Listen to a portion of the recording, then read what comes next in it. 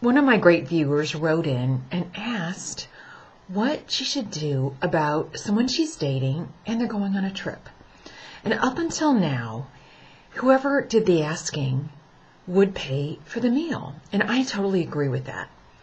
But now she's wondering, well, who pays for what on a trip? And he wanted her to pay for her airline ticket. Okay, this is my rule of thumb. When you're first dating, whoever does the asking pays, absolutely. But once you're in a relationship and you consider yourselves girlfriend, boyfriend, then I would say one of you picks up the tab, sometimes the other sometimes, just so it's pretty even. And then on a trip, I don't like splitting everything down 50-50 because then that takes just the romance out of it. Then it's like, okay, are you roommates? Are you just friends? But trips are expensive, and I would not go by, okay, if he asked me on the trip, then he pays for the whole trip. No.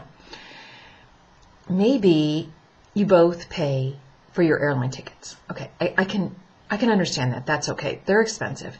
But once you get there, you should kind of play it by ear. He should pick up, say, dinners out, and you should maybe take up, the slack on breakfast and lunch, or you pay for tourist attractions depending on how much you do, and he pays for meals, something like that. And honestly, if you think that you're going to resent him on the trip because you're paying more, which I understand, because you don't want to feel like, oh, why did he ask me? So that I pay more because he is trying to mooch. Even if it's not true, you're going to get that feeling. And I understand that. So before you go on the trip, get your itinerary together and start planning and then talk about it. When you're talking about the museums you're going to see, say, so how do you want to handle the finances? How do you, what do you think as far as who pays for what? And then you're out in the open and there's no surprises once you get there.